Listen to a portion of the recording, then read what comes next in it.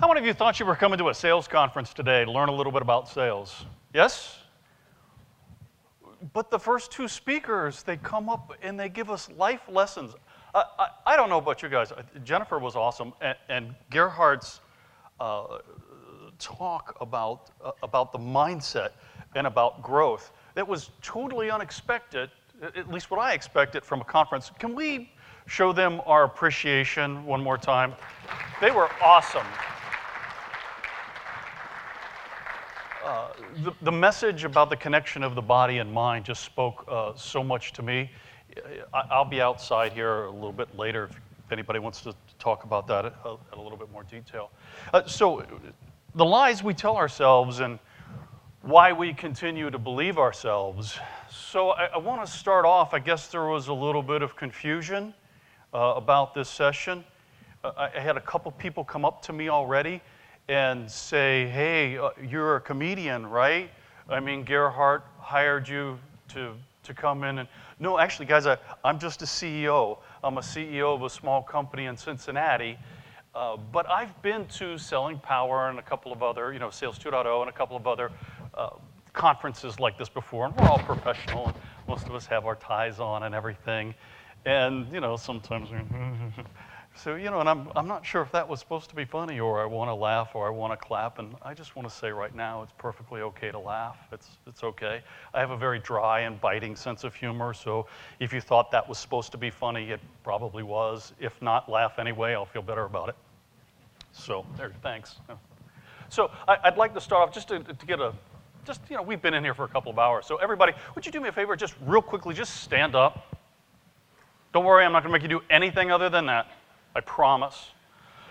Okay, fantastic, and you can sit back down. Just wanted to get your blood flowing just an ounce. So, the lies we tell ourselves and why we continue to believe us. By the way, maybe lies are a little bit too strong. What this is really going to be more about is maybe conventional wisdom. Changing the mindset. It was great because the two speakers prior to me talked about changing the mindset. And so I'm going to take you through some things that we've all heard dozens, if not hundreds of times before, and we'll talk about why that is good or not. Alakazam. Okay, a little bit about me. My name is Steve Osborne. I am the CEO of a company called Top Gun Sales Performance. We help people grow. We help companies such as yours grow the people that grow your revenue. I promise that is the last bit of shameless self-promotion that you'll get from me. The rest of this will actually be more about you. So a little bit about me. I am a serial entrepreneur, and by that I mean I've had multiple companies. Serial entrepreneur is actually a euphemism for slow learner. Because thanks. Okay, fantastic. She makes me feel so good about me. So, and that for over 30 years, I've actually carried a bag, and ironically, that is like the identical bag that I was carrying. Not that bag. It's a picture of it's a picture of a bag like the bag that I carried, right? But I've been in sales for a long, long time. Long time. Also,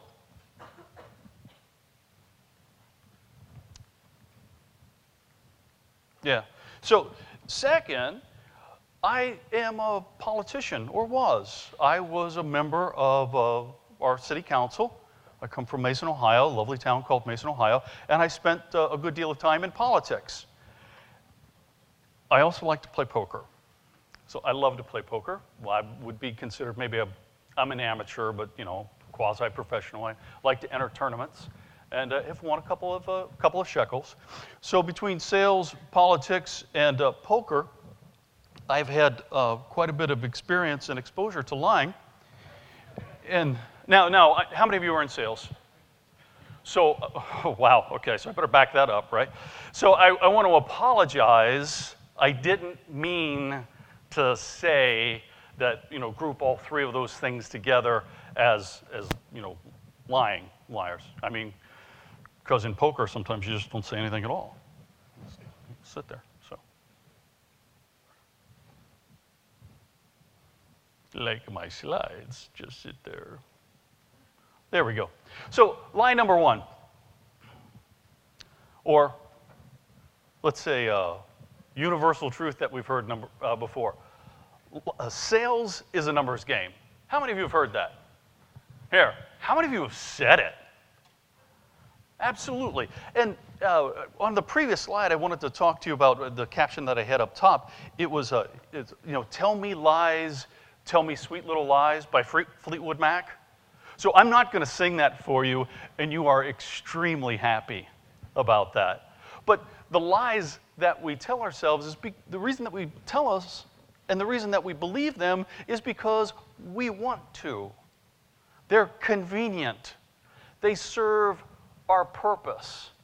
Or maybe the truth behind them means it maybe isn't as pleasant to look at, or maybe means a little bit more work. So sales is a numbers game. You know, if you make enough calls, you're bound to sell something. I've said those words. I've said them. And what I'm really trying to say is I'm trying to say to my sales rep, hey, sales rep, get out there and do something. But the truth of the matter is, we're really focused on the wrong number. Jennifer was just saying this a few moments ago. It's not the number of calls that you make. It's really the effectiveness of the calls you're on. So it's not the number of calls you make. It's the effectiveness of the calls you're on. Do we have any, and I'm sorry to use a couple of sports analogies, but I'm going to do it today. Baseball, right? You guys have at least seen it, heard of it. Anybody here from Boston? Bo Sox fans? Yep, the cameraman's in the back going, yeah. So if you know anything about baseball, right, it's not the number of times that you get up to the plate, it's the number of times that you get a hit when you get there. So we have always been told that activity is good. It's not necessarily the truth. Productive activity is good. Focused activity is good. Throughout what we're going to talk about today, we're going to talk about a concept called sales competency management. Sales competency management. And it means getting our salespeople incredibly effective and getting them in front of our customers. Here we go. Line number 2, CRM is magical. It's magical, isn't it? It's going to take care of all of our sales problems. It fixes all of it because it's wonderful. Now, my first company, just so you know, right, I'm not poking fun at anybody except for me. My first company was a CRM company, right? I made a lot of money doing it. I sent my kids through college doing it. So CRM absolutely has a purpose, but it's not necessarily magical.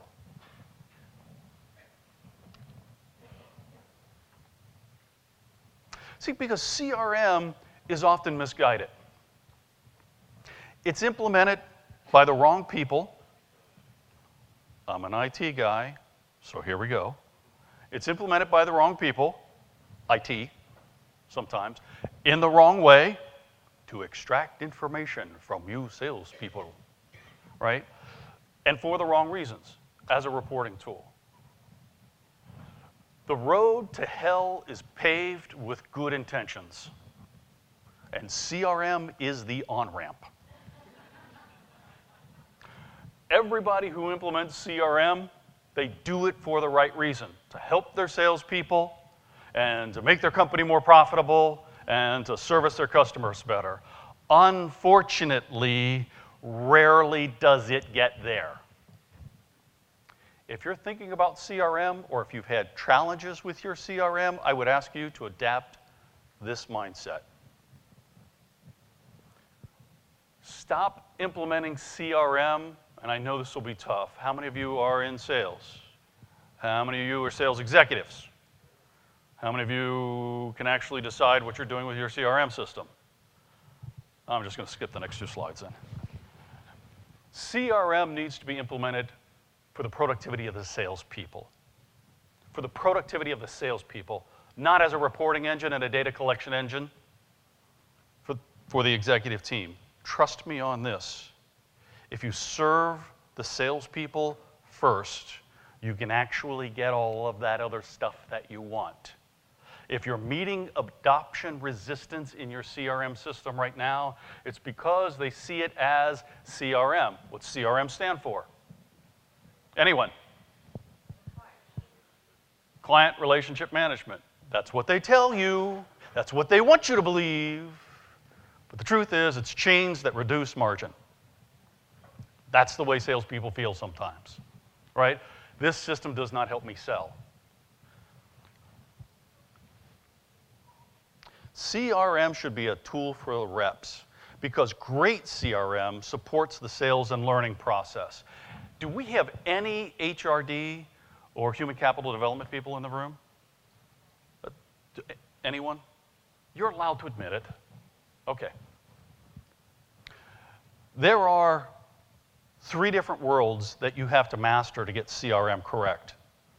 First is the world of sales. That's the world we come from, so that's easy. What's our sales process? What's our sales methodology? What is our key message? What are the common objections? How do we handle those issues? That's the easy part. Then we have to get that fixed or molded or fit into the world of information technology, and that's where we find CRM, right, in the world of information technology.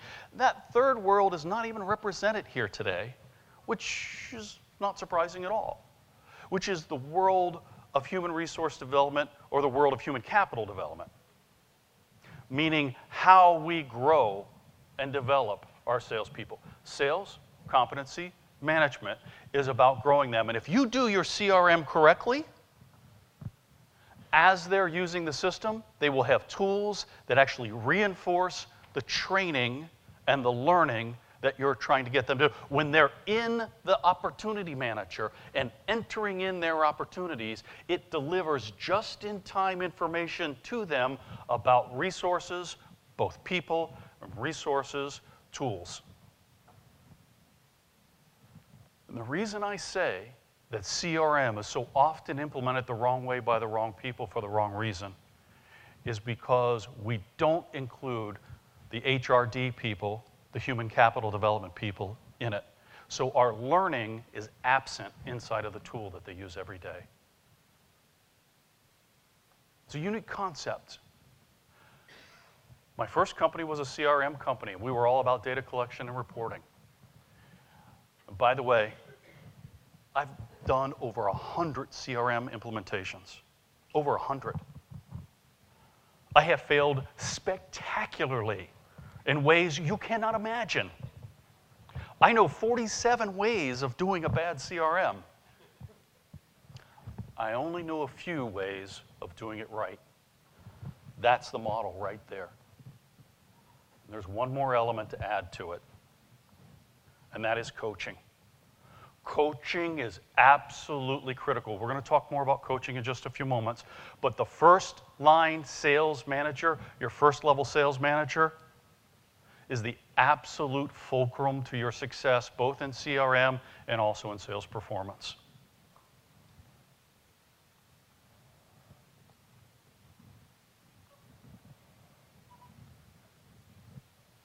Line number 3, it's not what you know, it's who you know. We need to hire this guy. He knows everybody.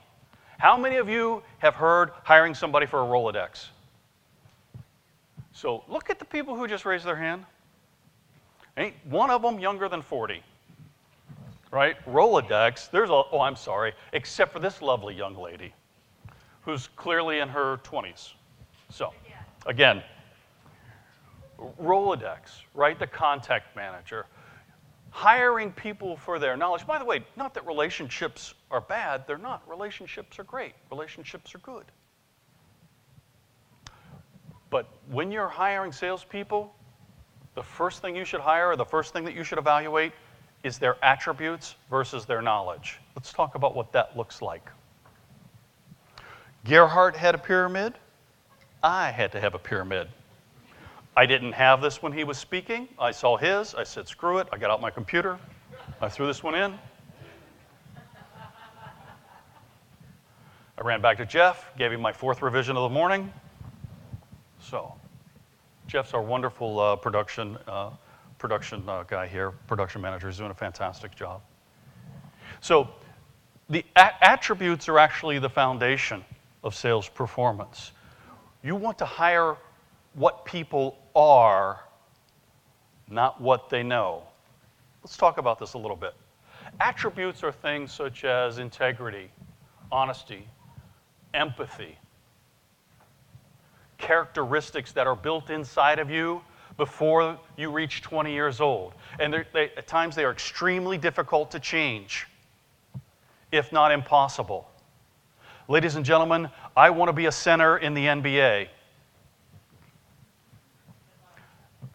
Somebody said, good luck. That ain't going to happen. There are several things I'm missing, one of which is height, hand-eye coordination, speed, endurance. The list goes on. But height, you can't coach height. I will never be an NBA center. I won't. It just won't happen. So you hire attributes, because if someone doesn't have integrity, you can't bring them into your company, put them through a 2-day training session, and have them come out the other end with integrity. You can't. What's worse, you'll just teach them how to feign integrity, which is actually worse than not having integrity at all. Empathy is the same way. I'm not an overly empathetic person. My daughter is not very empathetic. We're at the dinner table one night. My wife says, you know, girls, I have 2 daughters, girls, I have some bad news. My girls are like, yes, Mom? Great Uncle Dick died. Somebody they had never met. Great Uncle Dick died. You know me, you hear me talk about Great Uncle Dick from Canada? Great Uncle Dick died. My oldest daughter literally said these words, okay? Death in the family, moving on. And began to talk about the next subject, at which point my wife wheeled around at me and goes, that's your fault. She's devoid of the empathy gene, and it's tough to build. So you hire attributes. And then the next is the easiest thing in the world to do, which is transfer knowledge. This is what most people think of as training, right? I'm going to train someone. We're going to transfer knowledge. You can do this through a book, through a workshop. Then above knowledge, you build skills. Skills are actionable knowledge. Actionable knowledge. It's not only knowing what to do, but the ability to do it. And then the last is you drive, or I'm going to replace that word, and I'm going to say coach proficiency. Coach proficiency. I love the fact that so many of you are taking pictures of the slides, and we've actually got the entire presentation in a PDF out on the site, so you can download them all, or if you see me later, I'll be happy to email them to you. I'll be happy to email you the PowerPoint if you'd like to use it separately, I think, as long as I just didn't violate my contract. Am I okay, Gerhard? All right, good. I want to be asked back. So line number 4, sales training is critical to success. You know, if I could just get a 2-hour training session, I could fix this whole mess. I want to tell you a story, and I'm going to tell you a story about me and my best friend, the man who taught me more about sales than anyone else. I am going to do his voice. He is truly my best friend. Almost 27 years later, we still go on vacation together. He is Japanese. He now lives back in Japan, so getting together for vacation is a hell of a trip. So his name is Yasui Nikito. He's a wonderful, wonderful individual. Have you guys ever seen Rush Hour? The movie Rush Hour? Jackie Chan, Chris Tucker. Okay, he's Jackie Chan, only he's not Chinese. He's Japanese. And I'm Chris Tucker, only I'm white. Right? But it's 2 guys from totally different worlds that get together. And my wife literally has 14 pictures of us where we have been drinking and are asleep in chairs. And she just goes through them. She's like, you can't believe this, you can't believe this. Anyway, so I was really struggling, and I was like, Yasu, I'm struggling. So I'm going to do Yasu's voice. And so please don't be offended. If he were sitting right here, I actually do this in front of him all the time. If he were sitting right here, actually, I'd have him get up and do it himself. But he said, Steve-san, you're no good salesperson. I'm like, well, great, Yasu, help me. I'm really struggling. I'm not making. So you won the problem. And here we go. I'm like, oh, good. He's going to enlighten me. One problem. He said, yes, you suck. Now, for a Japanese person, that's pretty cool, first of all, because that's just not their culture. And it's, oh, well, thanks. I mean, my numbers show me that. He goes, oh, to fix. I'm like, yeah, you suck less. Yasu, how do I suck less? And now I'm going to stop with his voice because this goes on for a while and you guys will get tired of that. I could do it in Bobcat Goldthwait if you'd rather. So Yasu went on to ask me, he said, did you go through the training? I said, yes, I absolutely did. Went through the training. He said, did you listen? And I said, yes, of course I listened. He said, did you do? Did you do? What do you mean? Did you sit in the workshop and listen, or did you do in the workshop? And I said, I listened. He said, no, you need to do. And he said, show me a value prop. And I tried. He said, no. Show me wax on the wax off. So that was from The Karate Kid, if you guys didn't get that. It was, these people saw the movie. It was, for them, it was very funny. And so he brought me to the next reality, which is, and folks, if you are sales executives and you drive your sales organization, please take this with you. You are not interested in training. You do not want training. Coming from a guy who has a company that trains, you do not want training. You want certification. You want certification. What's more important, having your people sit through 2 days of training, or at the end of those 2 days for your people to be able to execute those skills in the field? Clearly, the answer is the latter.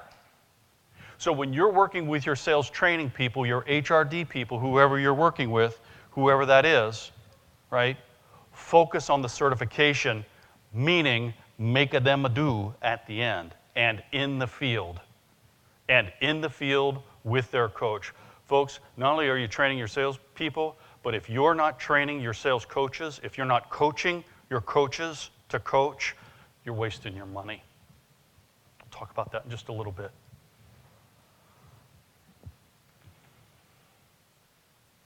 Line number 5, on-the-job training is the most effective type of learning. That's real, by the way. I didn't Photoshop that. You never learn more than when you do. And the reality of the situation,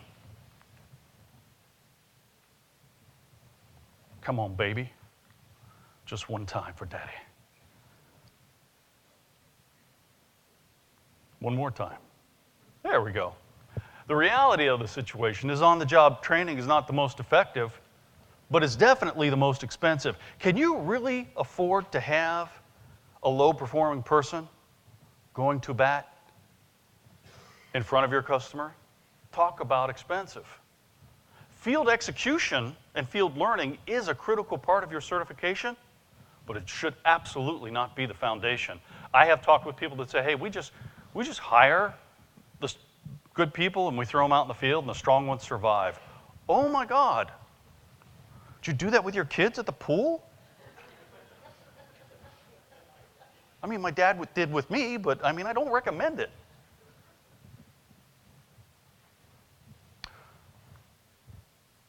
Okay, I don't have any time to coach.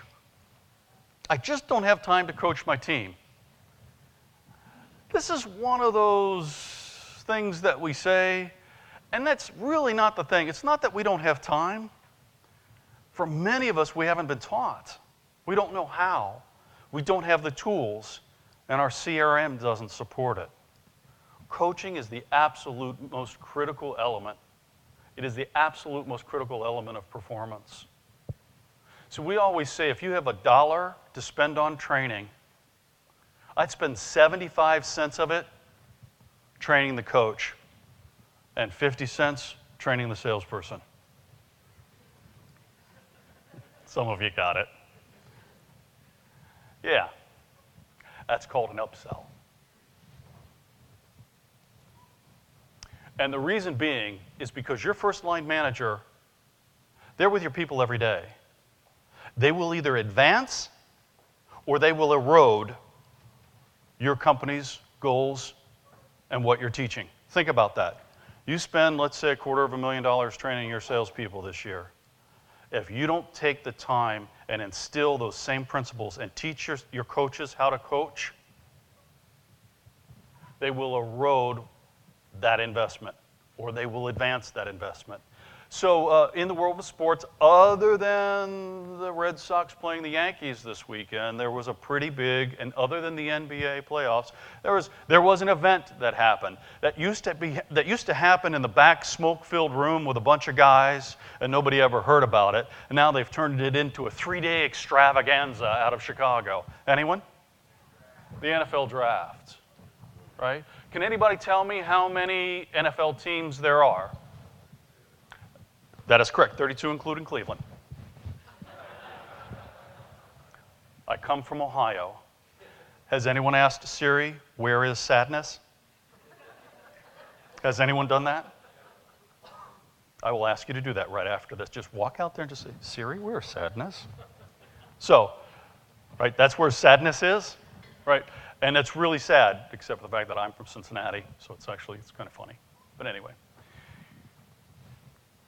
So the NFL versus the SPL. So the NFL is the National Football League, and the SPL is the Sales Performance League.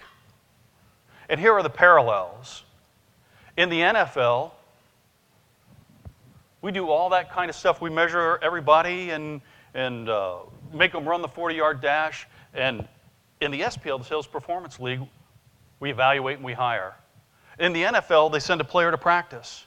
We send a player to train. Then we game plan, and we have a sales plan. On game day, it's all about execution and performance. We're talking about our sales call. Oops. And then the score is the final outcome, or quota attainment. We make the mistake of focusing on that last column day in and day out, with very little investment in any of those other things. Do you think that happens in the NFL? No. There's 32 teams in the NFL. How many coaches are there in the NFL? Yeah, not 32, 582. On average, 18 per. Now, wait a minute. Why are there so many coaches? These guys are making millions. They're professionals. They've done this all their lives. Because coaches are that important. By the way, no coach ever won a championship by pointing to the scoreboard or to the sales board and screaming, "Score more points." You need to sell more. Sell more. Of course you do. So in summary, ladies and gentlemen, we have a lot of tools. We give them away. Top Gun Sales Performance, we give them away about sales competency management, how to build your sales competency management. It's a disciplined approach. It's really not that much harder than probably what you're doing right now. It might be just a tad bit more organized. You're welcome to them. Certify your people. Don't just train them. Coaching, by the way, is significantly easier. If you coach your coaches how to coach and you provide them with the proper tools and resources, if you define what good looks like, put that in their hands, and then tell them how to do it, you'll get a whole lot more coaching. CRM, if done properly, is a great tool. Now, guys, I'm going to say the same thing that my sales manager said to me all those years ago. Go sell something. Thank you so much for your time. I really appreciate it.